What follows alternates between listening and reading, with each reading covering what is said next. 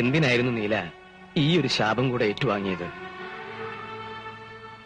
ആ കുട്ടിയുടെ കണ്ണീന്ന് ഒരു തുള്ളി ഇറ്റ് വീഴുമ്പോ ഓർത്തോളൂ, അതൊരു പ്രളയത്തോളം പെരുകും. മംഗലശ്ശേരിയിലെ മേൽക്കൂരയ്ക്ക് ആകാശം മുട്ട ഉയരില്ല.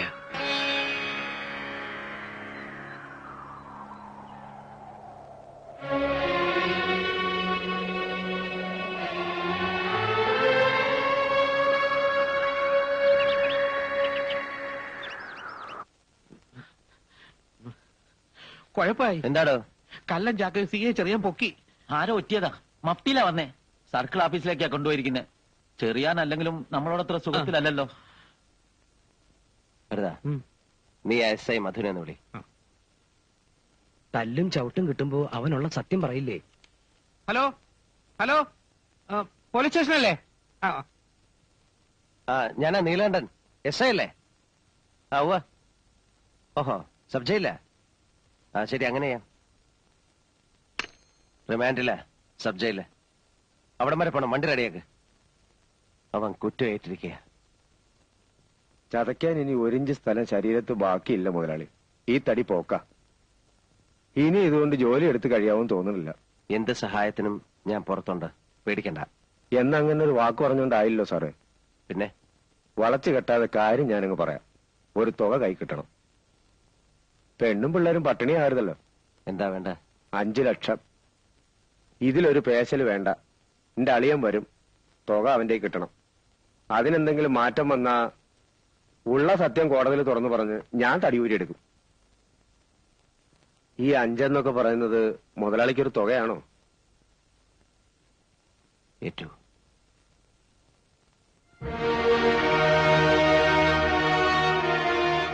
അവൻ സന്ദർഭം മുതലെടുക്കുകയാണ്, കള്ളപ്പന്നി.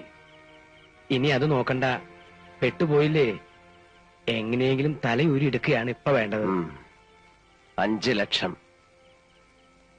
മേലെടുത്തെ പറമ്പ് അല്ലേ വരെ. ഈ ചുരുങ്ങിയ സമയത്തിനുള്ളിൽ ആരുടെ അടുത്താ കാശ് തരാണ്ടാവുക? ഓരോരുത്തരെയും കൈ അയച്ച് സഹായിക്കുമ്പോ ഞാൻ പണ്ടേ പറയാറില്ലേ, നമുക്കൊരാപത്ത് വരുമ്പോ ആരും ഉണ്ടാവില്ലാന്ന്. ഇപ്പൊ അനുഭവത്തിൽ വന്നില്ലേ?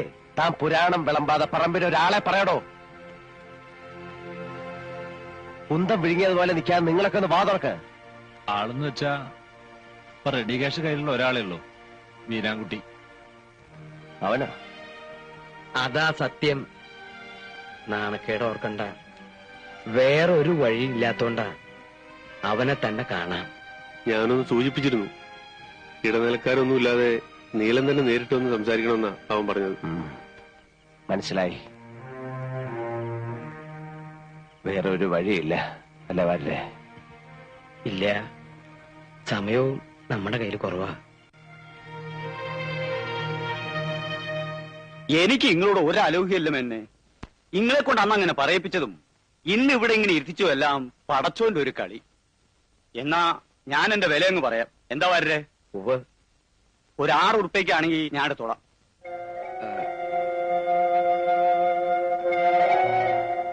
വീരാൻകുട്ടി, അത് വല്ലാണ്ട് കുറവല്ലേ? സെന്റിനൊരു...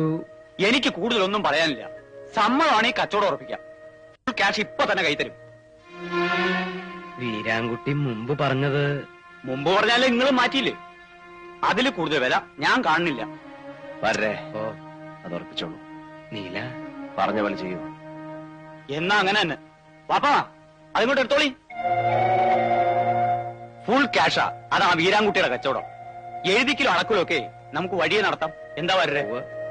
വാപ്പാ, നിങ്ങൾ തന്നെ അത് മേനോൻകുട്ടിയുടെ കയ്യിലങ്ങോട്ട് കൊടുത്തേക്ക്. വരേ?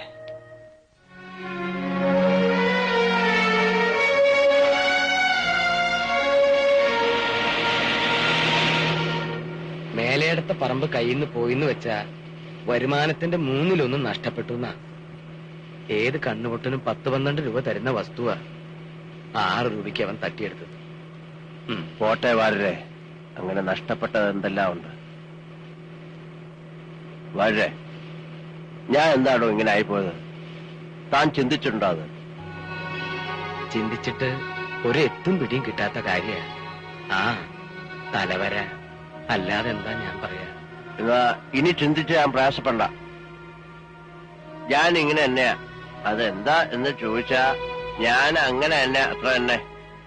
ഇതൊന്നും അല്ലാത്തൊരു നീലകണ്ഠന്ന് വെച്ചാ അത് മറ്റാരും ആയി പോവും.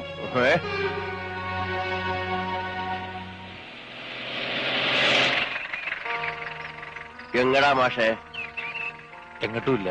എന്നാ കേറുക. ഇല്ല, പോട്ടെ. അതെന്ത് പറച്ചില്ല മാഷേ? ഇങ്ങോട്ട് കയറൂന്നേ. വേണ്ട, എന്നെ വിട്ടേക്കൂ. ഇല്ല, തൽക്കാലം നിങ്ങളെ വിടാൻ ഉദ്ദേശിച്ചിട്ടില്ല. കേറിയില്ലേ നീലകണ്ഠ പൊക്കിയെടുത്ത് ജീപ്പിലിടും. നല്ല കുട്ടിയായിട്ട് കേറിക്കേ.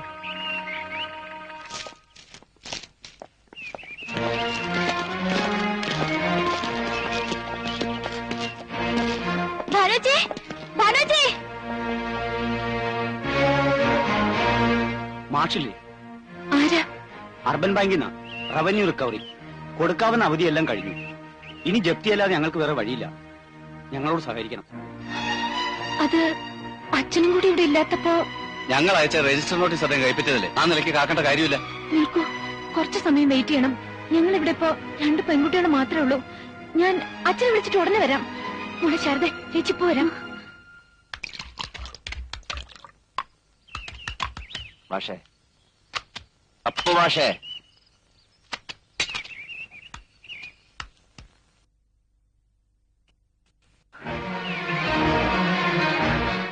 എങ്ങട്ടാ കുട്ടിയെ നട്ടുച്ചയ്ക്ക് വേണ്ടണേ? അച്ഛനെ കണ്ട ചോദിപ്പേ? മാഷ് മംഗലശ്ശേരിയിലെ വണ്ടിയിൽ പോണത് കണ്ടല്ലോ. എന്താ കാര്യം? മാഷ് ഇങ്ങനെ മിണ്ടാട്ടം ഇല്ലാതിരിക്കണേ എനിക്ക് ഇഷ്ടമല്ല കേട്ടോ. ഞാൻ പറഞ്ഞില്ലേ മാഷേ, എനിക്കതിലെ പ്രയാസമുണ്ട്. അങ്ങനെ സംഭവിക്കാൻ പാടില്ലായിരുന്നു. എന്ത് ചെയ്യാ?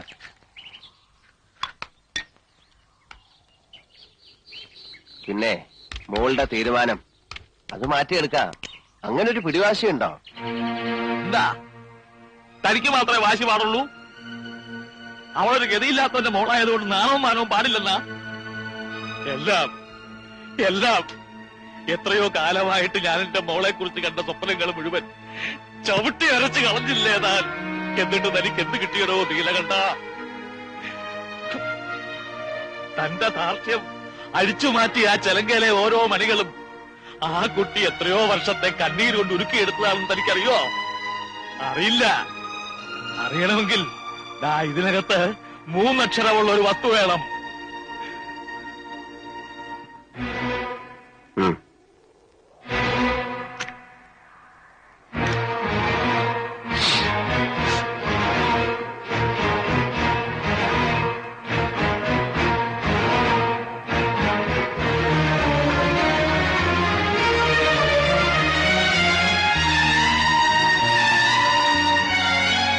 പൊറുക്കണം.